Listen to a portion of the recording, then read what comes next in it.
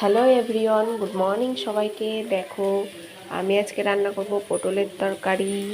পটল আগে থেকে ভেজে রেখেছি, এখানে মশলা কষিয়ে নিচ্ছি আলুর সাথে। এখন ভেজে রাখা পটলগুলো দিয়ে দেব। এবার ভালো করে কষিয়ে নেব।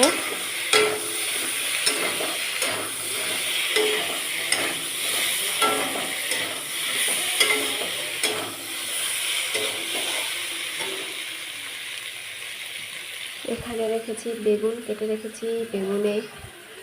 বেগুনি করব আজকে, তার জন্য বেসন এখনও গোলাইনি, বেসন একটু পরে গোলাবো। আগে রান্নাটা কমপ্লিট করি, তারপরে বাকি কাজ করবো। মুসুর ডাল বসাবো, সেটা এখনও বাকি আছে। ওগুলো আজকে একটু রান্না করতে দেরি হয়ে গেল, তাই জন্য একটু লেটে লেটে হচ্ছে সব কিছু।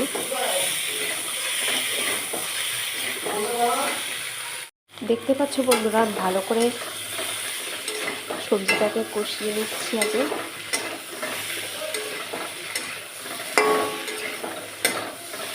খুব সুন্দর একটা রেসিপি, ঘরোয়াভাবে একদম সহজ পদ্ধতিতে পটলের তরকারি। একবার করে খেয়ে দেখতে খুব ভালো লাগবে।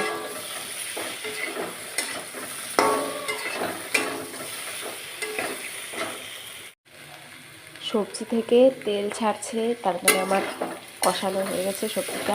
এবার আমি দিয়ে দেবো পরিমাণ মতো জল। এবার আমি দিয়ে দিচ্ছি জল।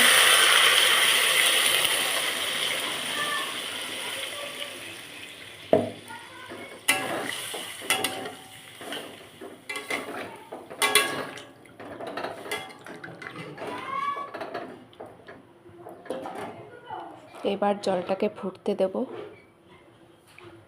জলটা ভালো মতো ফুটুক। দেখতে পাচ্ছ বন্ধুরা, জলটা ভালো মতো ফুটে গেছে। আমি বলতে ভুলে গেছি, আমার পটলের তরকারিটা যেহেতু নিরামিষ তরকারি, তাই আমি শুধু জিরা আদা লঙ্কার পেস্ট দিয়েছি। তোমরা চাইলে পেঁয়াজ রসুনও অ্যাড করতে পারো।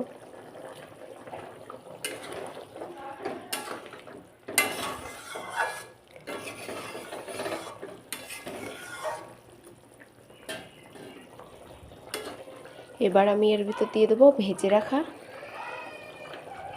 গুঁড়ো জিরে মশলা। তোমরা চাইলে লঙ্কার গুঁড়োও ইউজ করতে পারো বা গরম মশলাও ইউজ করতে পারো। তোমাদের সাথে শেয়ার করলাম না, কিন্তু আমি জিরে মশলাটা দিয়ে দিয়েছি, গুঁড়ো মশলাটা। আর একটু ফুটিয়ে নিয়ে নামিয়ে নেব। পটলের তরকারি পুরোপুরি রেডি, এবার নামিয়ে নেব।